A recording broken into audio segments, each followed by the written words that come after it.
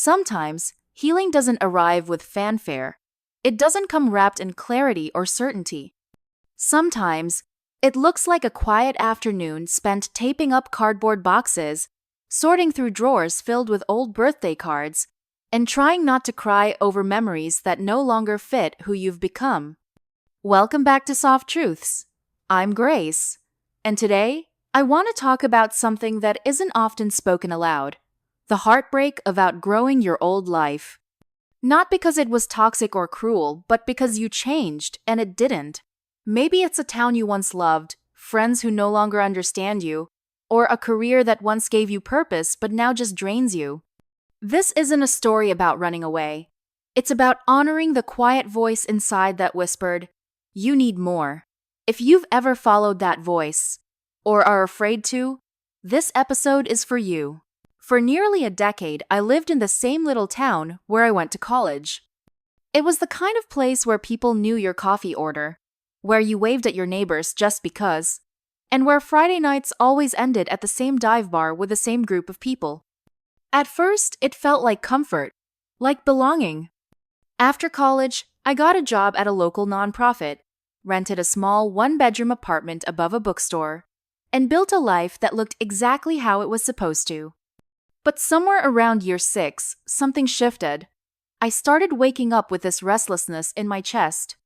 Not anxiety, not depression, just this persistent, nagging feeling that I wasn't where I was meant to be anymore. My friends noticed before I even said anything. I grew quieter, more distracted. One of them asked, "Are you okay?" And I said the only thing I could: "I don't know." The truth was, I felt guilty. Guilty that the life I'd built with such care no longer fit me. Guilty that I was even entertaining the idea of leaving people who had shown me love. But the ache wouldn't leave. I found myself scrolling apartments in Chicago late at night. I started imagining a life where I could disappear into a crowd, where I didn't have to play the same roles I'd played for years. When I finally told my friends I was leaving, their faces dropped. One said, "Why would you want to start over at 34? Another just looked at me and said, "Wow, I didn't see this coming." I didn't either, honestly. But when I signed that lease and stood alone in my empty Chicago apartment with nothing but a mattress and a few boxes, I cried harder than I had in years, not out of regret, but because I knew I'd closed a chapter I could never reopen. Leaving wasn't about running. It was about choosing. And what I chose, for the first time in a long time, was me. Healing didn't come in some dramatic, cinematic moment. It wasn't a grand epiphany or an inspirational Instagram quote that changed everything. It came in small, often unremarkable moments that slowly rebuilt the parts of me I had neglected. It was in the quiet mornings in my new apartment, when sunlight filtered through cheap blinds and the city outside was still sleepy. It was in grocery store runs where I didn't know where anything was, forcing me to slow down and figure things out for myself. And it was in learning how to sit with the loneliness instead of running from it, learning that being alone isn't the same as being unloved. At first, everything in the city felt foreign. The pace, the people, the sound of traffic outside my window at 2 a.m. But slowly, that foreignness softened into familiarity. I started recognizing faces at my corner coffee shop. I found a yoga class that didn't feel intimidating. I joined a local book club and stumbled into conversations with people who didn't know my past, who didn't expect me to be the same person I was 5 years ago. For the first time in a long time, I felt free to evolve without permission. But healing also meant grieving.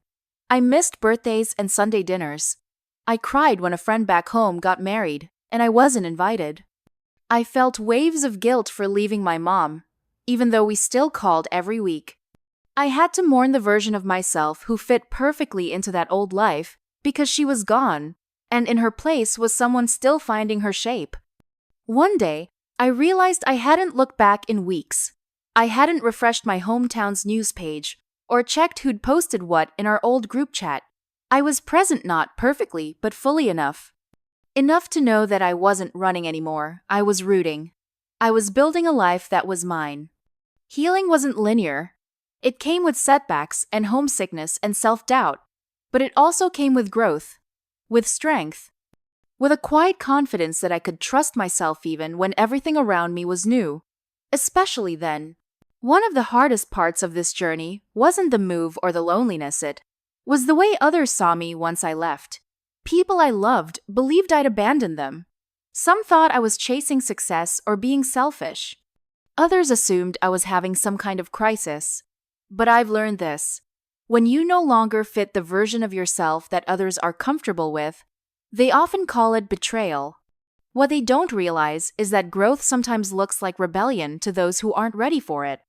For a while, I tried to explain myself. I wrote long texts, picked up every call, tried to reassure everyone that I still cared.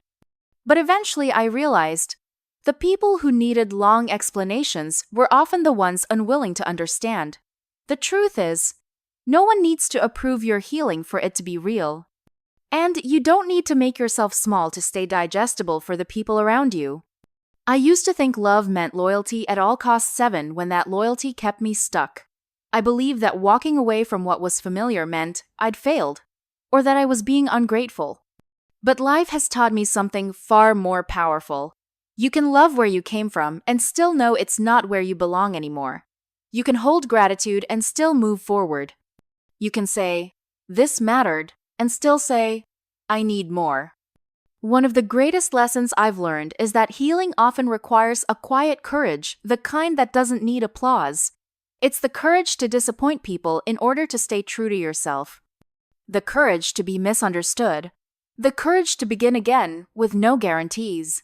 And above all, the courage to believe that you are worth building a life around, even if no one else sees it yet. Now, when I look back, I don't see failure, I see a turning point. I see a younger version of me, brave enough to honor the voice inside her that whispered, "There's more than this." And I'm so proud of her. Because that whisper, it became a life. If you're standing at the edge of something new, scared, unsure, maybe even grieving what you're about to leave behind, I want you to know, you're not alone. Outgrowing a life doesn't make you ungrateful. It makes you aware. It means you're listening to that quiet inner voice that says, "There's more for you than this." And that voice deserves to be honored. You're allowed to change. You're allowed to want more. You're allowed to take up space in a world that sometimes begs you to stay small. Even if people don't understand, even if it breaks your heart a little, choosing yourself is still worth it. Thank you for spending this time with me. I hope today's episode reminded you that healing doesn't always look like joy. More often, it looks like courage. If this spoke to you, please do me a small favor.